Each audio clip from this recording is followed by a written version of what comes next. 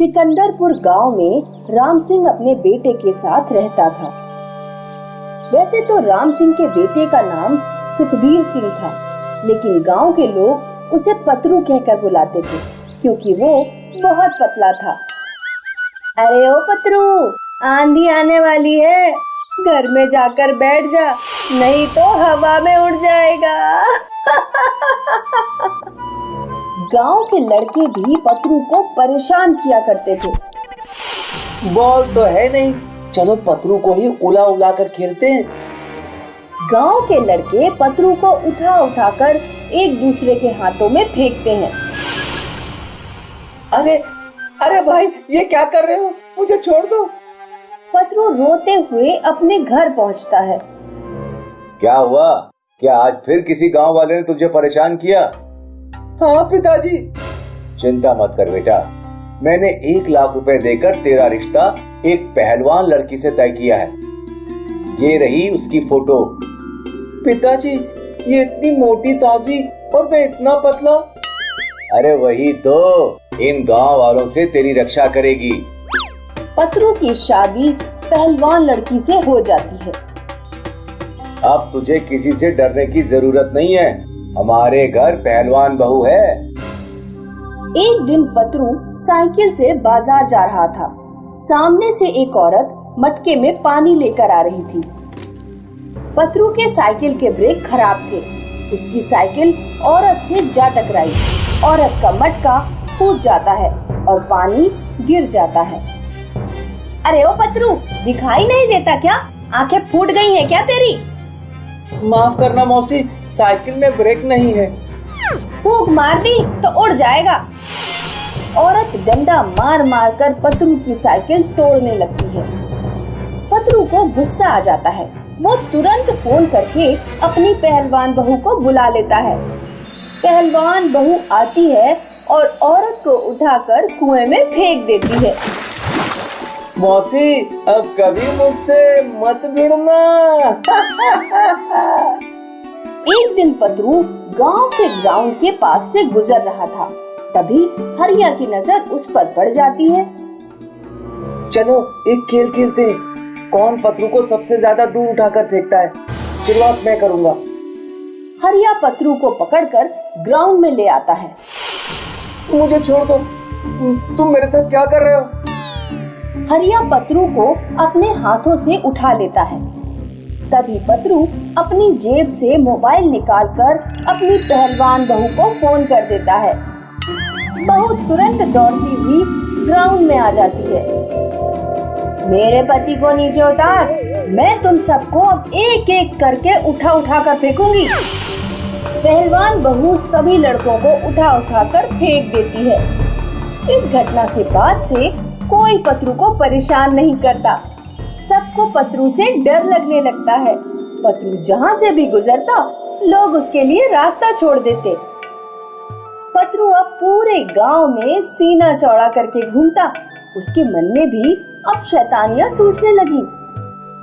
हरिया की बहन बहुत सुंदर है, इसे छेड़ने में बड़ा मजा आएगा। और अगर हरिया ने कुछ कहा तो फोन करके अपनी बहू को बुला लूंगा।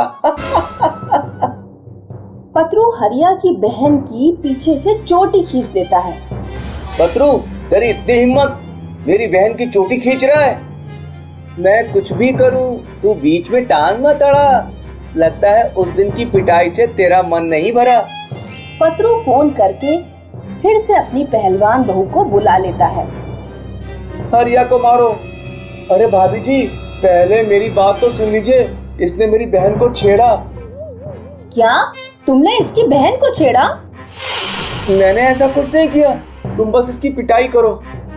तभी एक लड़का वहाँ आता है। हरिया ठीक कह रहा है, देखिए भाभी जी, मैंने वीडियो भी बनाई है।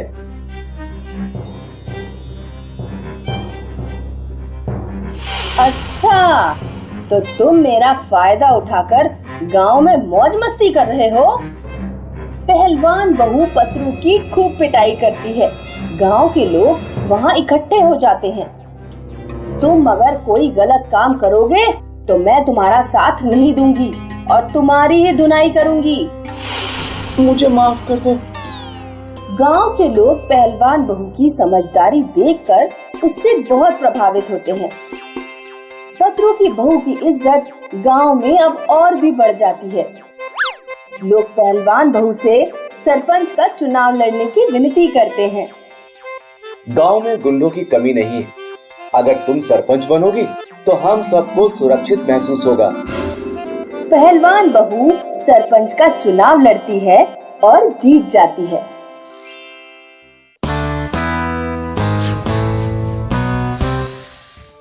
सीतापुर गांव में सोनम अपने माता पिता के साथ रहती थी।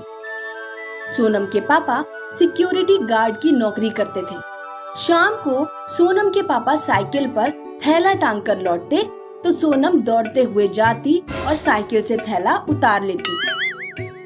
पापा, आज क्या चीज लाए हो? तू इतनी बड़ी हो गई और आज भी सबसे पहले थैले में चीज चेक करती है। आज मैं बेसन के लड्डू लेकर आया हूँ। लड्डू बाद में खा लेना, पहले बर्तन धो ले। धो लूंगी माँ, तुम तो हमेशा काम के पीछे पड़ी रहती हो। सोनम पापा के साथ सुबह सुबह पार्क में टहलने जाती थी। बेटा, ये सवाल तो मुझे पूछना चाहिए कि तुम बड़ी होकर क्या बनना चाहती हो, और तुम्हें जवाब देना चाहिए। पापा, मैं अपने करियर को लेकर बहुत कंफ्यूज रहती हूँ। बेटा, करियर में कंफ्यूजन बहुत सारे स्टूडेंट्स को होता है, लेकिन धीरे धीरे तुम्हें अपनी मंजिल का पता लग जाएगा। उसी समय दुनिया में प्लेग महामारी फैलती है। गांव के लोग बेफिक्र होकर अपनी जिंदगी जी रहे थे। सोनम के पापा ड्यूटी करने शहर जाते थे। दुर्भाग्य से वो प्लेग की चपेट में आ जाते हैं। सरकार का एक आदमी सोनम के घर आकर कहता है, मिस्टर राधेश्याम का घर यही है? हाँ। आपके पति प्लेग की चपेट में आ गए हैं, अस्पताल में भर्ती हैं। किसी को उनसे मिलने की इजाजत नहीं है। पूरे गांव में लॉकडाउन कर दिया जाता है और किसी को घर से बाहर जाने की इजाजत नहीं होती। माँ, पिताजी कब घर आएंगे? आ जाएंगे बेटा। एक दिन एक सरकारी आदमी सोनम की पिता की साइकिल देने घर आता है। मुझे बहुत अफसोस के साथ कहना पड़ रहा है कि राधे श्याम जी अब इस दुनिया में नहीं रहे। ये लीजिए उनकी साइकिल और थैला। सोनम अपने पिताजी की साइकिल देखकर बहुत रोती है। सोनम के परिवार की मुश्किलें यहीं खत्म नहीं होती। महामारी बढ़ते बढ़ते गांव तक पहुंचने लगती है। इसीलिए सरकार लोगों से गांव खाली करवा लेती है और गांव के लोगों को कैंपों में भेज दिया जाता है। माँ, हम अपने घर कब लौट पाएंगे? धीरज रखो बेटा। अंधेरा जब बहुत गहरा हो जाता है तो समझना चाहिए कि सुबह करीब है। 6 महीने बाद सोनम और उसकी माँ वापस अपने घर लौट पाते हैं। माँ, मैंने निर्णय कर लिया है कि मैं एक सरकारी ऑफिसर बनूंगी। 12वीं क्लास कंप्लीट होने के बाद सोनम ग्रेजुएशन कंप्लीट करने शहर चली जाती है और ग्रेजुएशन के दौरान वो सब इंस्पेक्टर के एग्जाम की तैयारी करती है। ग्रेजुएशन कंप्लीट होते ही सोनम एसआई का एग्जाम देती है। फिजिकल टेस्ट में वो पास हो जाती है, लेकिन रिटन टेस्ट में फेल हो जाती है। सोनम अपनी माँ को फोन करके बताती है, माँ, मैं रिटन टेस्ट में फेल हो गई। बेटा, सफलता का असली महत्व वही समझ पाता है जिसने कभी असफलता देखी हो। तुम अपनी तैयारी जारी रखो, अगले साल फिर एग्जाम देना।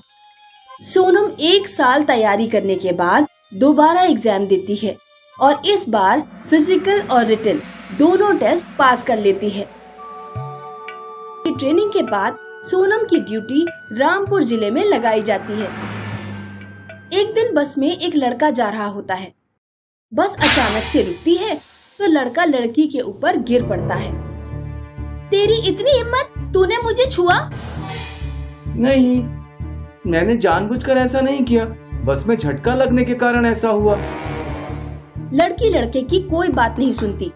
पूरी बस में चिल्ला चिल्ला कर कहने लगती है, इस लड़के ने खुलेआम मुझे छेड़ा है। बस में मौजूद लोग लड़के की पिटाई करने लगते हैं। सोनम की ड्यूटी उसी रोड पर होती है। सोनम तुरंत बस के अंदर जाती है और लड़के को बचाती है। अब अगर किसी ने इसे हाथ लगाया तो वो जेल में होगा। लेकिन उसने मुझे छेड़ा है। मैंने कुछ नहीं किया, बस में झटका लगने की वजह से ये सब हुआ। चाहे लड़के की गलती हो या ना हो, लेकिन इस तरह भीड़ को किसी को भी पीटने का अधिकार नहीं है। हम तो इसे यहीं पीटेंगे। जिसकी हिम्मत है वो आगे आए। सीसीटीवी कैमरे की रिपोर्ट निकाली जाती है। वो लड़का निर्दोष पाया जाता है। अखबारों में सोनम की बहुत तारीफ निकलती है और सोनम लेडी दबंग ऑफिसर के रूप में फेमस हो जाती है। कुछ दिनों बाद दुनिया में कोविड-20 का एक वायरस फैल जाता है। वायरस सांस के द्वारा एक दूसरे में फैल रहा था। पूरे देश में लॉकडाउन कर दिया जाता है और किसी को भी घर से बाहर निकलने की इजाजत नहीं होती। मैडम प्लीज मेरी हेल्प करिए। मेरी बहन प्रेग्नेंट है, उसकी डिलीवरी होने वाली है, घर पर कोई नहीं है। सोनम तुरंत उस लड़की के साथ जाती है और उसकी दीदी को हॉस्पिटल तक पहुंचाती है। हॉस्पिटल से लौटते समय सोनम देखती है कि कुछ लोग एक औरत के पीछे डंडा लेकर पड़े हुए हैं। अरे ये क्या कर रहे हो तुम लोग? मुझ में वायरस नहीं है। सोनम उस औरत को अस्पताल लेकर जाती है। औरत की जांच करवाती है। औरत में वायरस नहीं है। सोनम उस औरत को मोहल्ले में छोड़ने जाती है। इसमें वायरस नहीं है और अगर किसी में वायरस के लक्षण हैं, तो भी उसके साथ मारपीट करने का अधिकार किसी को नहीं है। लॉकडाउन खत्म होने के बाद सोनम को सरकार की तरफ से बेस्ट पुलिस ऑफिसर का अवार्ड मिलता है। मुझे तुम पर गर्व है बेटा। आज मैं महामारी के दौरान अच्छी तरह ड्यूटी निभा पाई क्योंकि मैंने खुद महामारी की पीड़ा झेली है। आज पिताजी होते तो बहुत खुश होते।